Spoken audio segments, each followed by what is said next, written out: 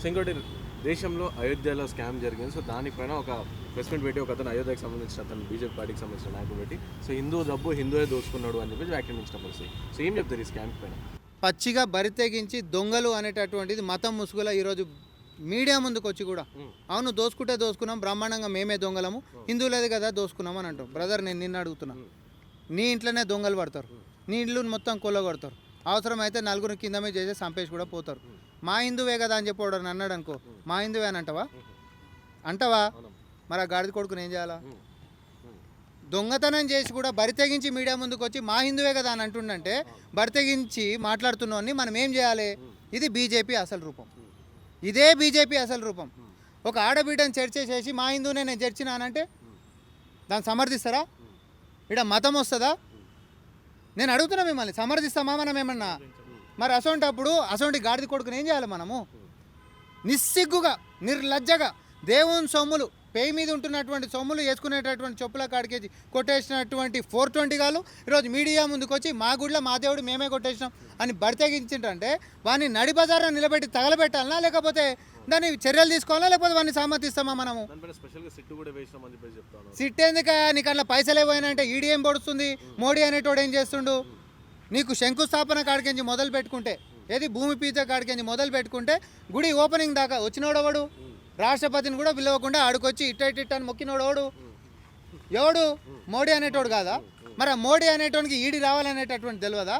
అన్ని కార్యక్రమాలకు వచ్చినటువంటి ప్రధానమంత్రి నరేంద్ర మోడీ ఈరోజు రాముల వారి సొమ్ములు, హుండీల పైసలు, చుట్టుముట్టు భూములు మొత్తం పోయినప్పుడు నీ నోరెందుకు మెదుపుతలేవా? ఇది కేవలము దేవుని కాడ ఏదో సొమ్ములు పోయిన అనేటటువంటి అంశం కాదు మనం మాట్లాడుకుంటుంది. నీ మీద ఒక ప్రధానమంత్రి అని అంటే ఆ హోదా కన్నా గౌరవం మిగుల్చురి. హిందువుల యొక్క మనోభావాలు దెబ్బతినాయి. ఇదే వేరే అన్యమతస్తుడు అవడన గిట్ట చిన్నపాటిది ఏదైనా చేస్తే హైదరాబాద్లోనే చిన్న జరుగుతుంది. మొన్ననే వరంగల్ అడవడో పోయి డ్రామాలు చేసిండు, ఏది గుడిని శుద్ధి చేసేటటువంటి చూసే ఉంటారు కదా. మరి ఆ దున్నపోతులకు తెలియదా రాముల వారి కాడ కూడా మొత్తం సొమ్ములువైనా మాడచ్చు, ఆడకు కూడా పోయి మనం శుద్ధి చేయాలని, ఇంకో పార్టీవాడు పోతేనే శుద్ధి చేయాలని మాట్లాడుతున్నటువంటి నీచపు రాజకీయాలు చేసే బీజేపీ నేతలు మరి ఈరోజు అయోధ్యలోనే రాముల వారి సొమ్ములు పోతే శుద్ధి చేయాల్సినటువంటిది ఎవరిని? ఈ దేశంలోకించి బీజేపీ అని. సో దేశ ప్రజలు ఖచ్చితంగా బీజేపీ అనేటటువంటి పార్టీనే శుద్ధి చేయబోతురు. మీరు ఇది రాసి పెట్టుకోండి. ఎందుకనంటే కడుపు నిన్నప్పుడే మనం ఎంతసేపు కూడా మిగతా అంశాలన్నీ మాట్లాడతాం, ఆ దేవుడు ధర్మం అన్ని వ్యవహారాలు. కానీ ఈరోజు అటు దేవునికి అన్యాయం జరుగుడు, వీడికి వచ్చిపోయింది మొన్న జాతీయ అధ్యక్షుడు అని, ఎవరు? నితిన్ నబీన్ అనేటటువంటి వ్యక్తి రైటా. లక్నోకి పోయినప్పుడు ఆయన రథం ముంగట ఆంజనేయ స్వామిది ఏది చేసుకుని ఆంజనేయ స్వామితో డ్యాన్స్ చేపిస్తావు. సిగ్గు లేదురా మీకు అసలు? మన దేవుణ్ణి నువ్వు డ్యాన్సులు చేయించుకుంటే నీ రథం ముంగట డ్యాన్సులు చేపిస్తావా? మీరు దేవుని కంటే పెద్దగా అయిపోయినరా?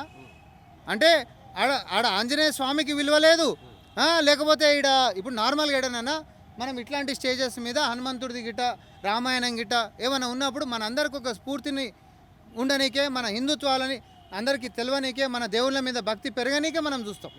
ఆ వేషధారణ ఎప్పుడు చేసుకుంటాం అని అంటే అరే సూతి, అరే హనుమంతుడు ఎంత శక్తివంతుడు, రాముని కోసం ఎంత చేసిండు, సీతమ్మ తల్లిని ఎట్లా కాపాడిండు, లంకకి ఎట్లా పోయిండు, ఇవన్నీ చరిత్ర. రామాయణంలో హనుమంతుడి యొక్క శక్తిని చూసినాం, రాముడి యొక్క సహనాన్ని చూసినాం. తర్వాత లంకను తగలబెట్టిన దగ్గరికి మొదలు పెట్టుకుంటే ధర్మం మీద యొక్క అధర్మం మీద ధర్మం ఎట్లా గెలిచింది అనేటటువంటి నీతి మనం నేర్చుకుంటాం. వాటికి కళాఖండాలు అయినటువంటి ఒక దేవుళ్ళని ఈరోజు నువ్వు రోడ్డు మీద నీ పార్టీలలో ర్యాలీలలో జెండా పట్టిపించి డ్యాన్సులు చేపిస్తారా? ఇంతకు మించినటువంటి నిజం ఏముంటుంది? నేనేమంటున్నా బాస్, నేను ఒకటే చెప్తున్నా, అసలీ హిందూ ఎప్పుడైనా తప్పుని తప్పని అంటాడు. కేవలం స్వార్థం ఉంటున్నటువంటి వాడు, ఒకరికి కొమ్ము కాసేటోడు మాత్రమే వాడికి సెలెక్టివ్ క్రిటిసిజం ఉంటుంది. అయోధ్యలో పోతే ఏమంటారు, ఒక్కడు కూడా నోరు మెదుపుతలేడు అని అంటే వాడు అసలైనటువంటి హిందువు ఎట్లయితాడో నాకైతే తెలియదు.